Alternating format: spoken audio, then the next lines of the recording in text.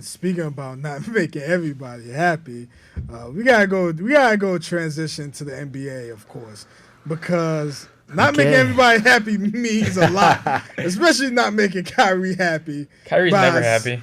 By sending him to the Dallas Mavericks instead of his destination he wanted to go to, which is LA with LeBron and AD.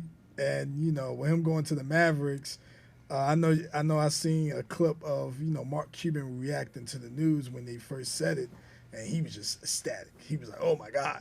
But how do y'all really feel about the trade? Because I got mixed feelings. Let's let the Ohio native go first here. Former Cavs fan.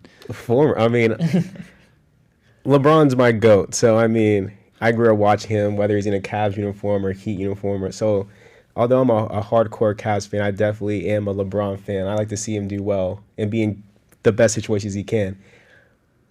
Of course, I'm salty that the trade didn't happen, but, there's layers to it. There's a lot of toxic pettiness within the trade itself. Yeah, I was going to mention that, but yes. The Nets literally said we were not going to send Kyrie to the Lakers no matter what.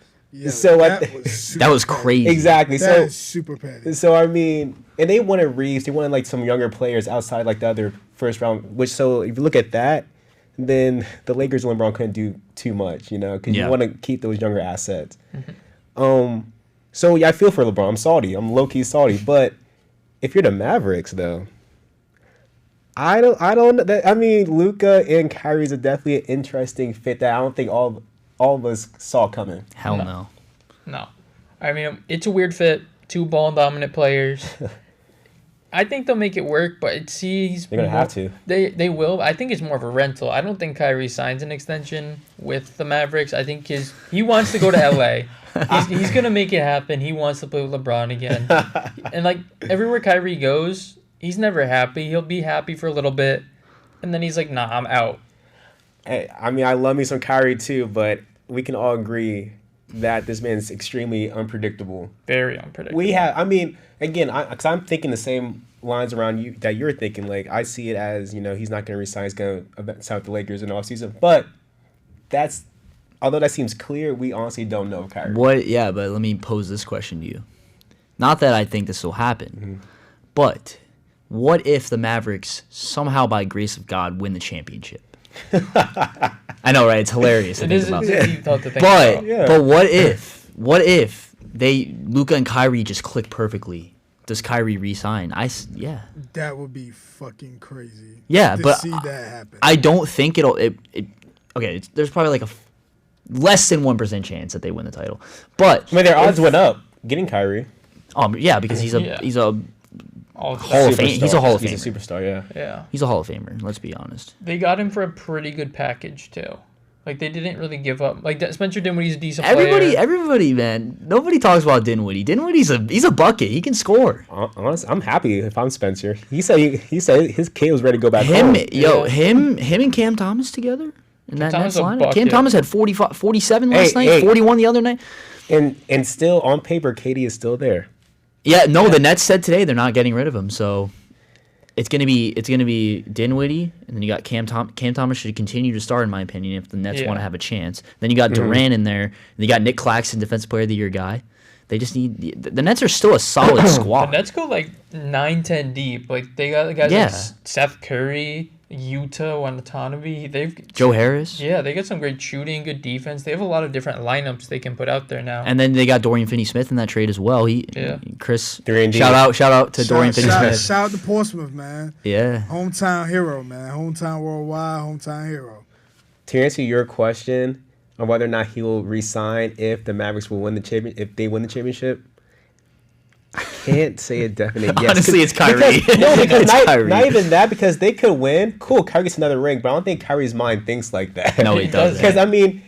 Because if he goes to the Lakers, I think they even have their chances of winning a championship is even greater than what they were with the Mavericks. I mean, AD, LeBron, and Kyrie together. Come on. But the problem, the problem I can see. Sorry to cut you off. No, you're good. But I think the problem that I can foresee is on paper, it sounds amazing to have, AD, LeBron, and Kyrie.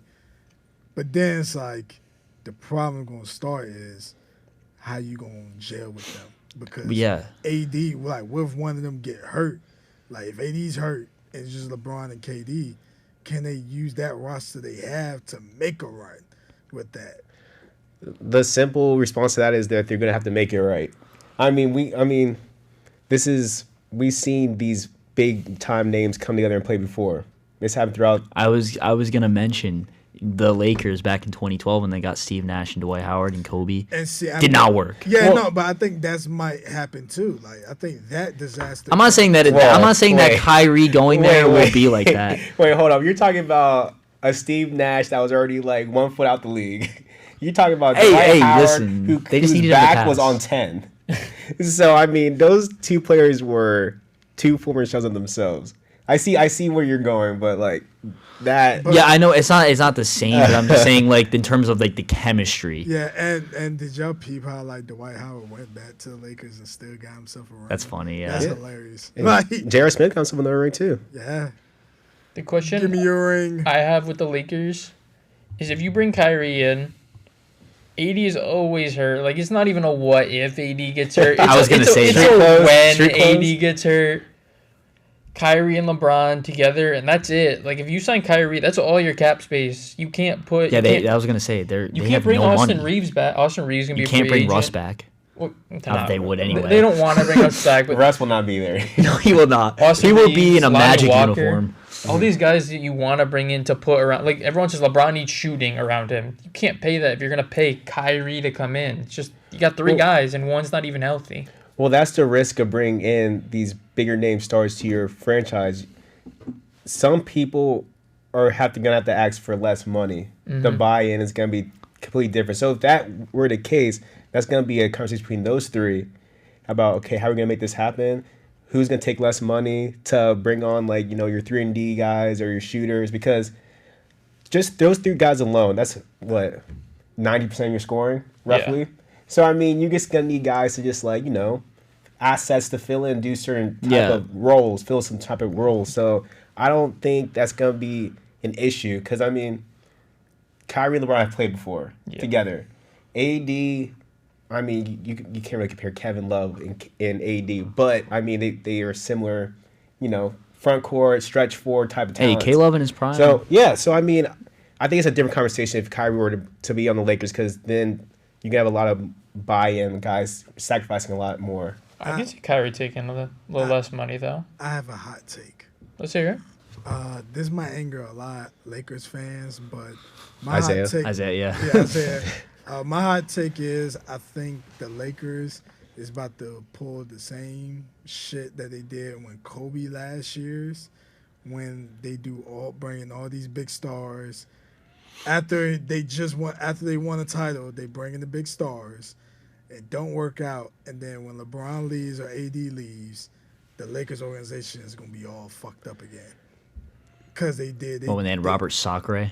Starting. It's gonna be all fucked up, and it's just gonna be like a shit show for them for the next couple of years. I don't even know if that's a hot take because they've been using all of their picks for like the next 10 years to try and give LeBron a chance. No. I think at this point in his career, I think he shouldn't even worry about trying to win another one, because, you know, I think when you already establish your greatness, I just don't want him to pull the shit like how Tom Brady did, where, all right, you got your one, and then you still playing at a high level, which I respect LeBron playing at a very high level for being his age, and not a lot of legends was able to do that.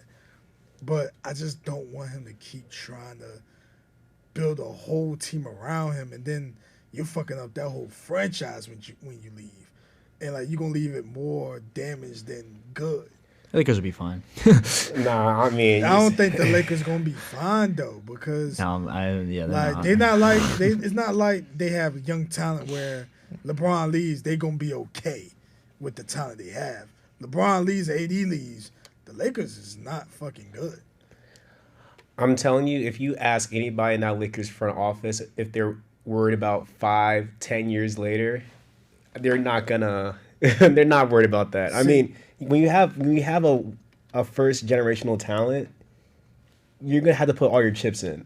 Yeah. So to tell LeBron James, like, to like I know he's not even thinking about this, but like to like not worry about any more championships. You know, this man wants to win more championships. I mean, regardless or not, this man's chasing somebody, right? Yeah. So I mean, they're gonna have to do all they can because LeBron only has how many years left? I give him 4 or 5 years. Yeah, he wants to play with his son. So I he's got a think feel. I wouldn't be surprised if he like all of a sudden just decided like once I break this record, that next year be like my 1 year where I'm like legit just playing just to be playing. Like I'm gonna play at a high level and try to give you a playoff run, but it's not gonna be the same. It's LeBron. Dude, It's that's still not LeBron. LeBron, Man. That's not how LeBron rolls, man. See, that's don't know, not. man. This man is. Regardless of what anybody says, this man's not playing for stats. This man is visibly pissed when he's losing a game, especially the way he's been losing these games. Yeah. I mean, like, if it's not with the Lakers, this man has no. I don't see this man, like you mentioned, he wants to play for his son. It might not be with the Lakers. It probably And won't. he might have to pull something that's even crazier and go to like, and I hope this doesn't happen, but like this man might go to the, like Warriors or something to get. I mean, who knows? I feel like nothing's. No stone is turned at this Unturned, point. yeah.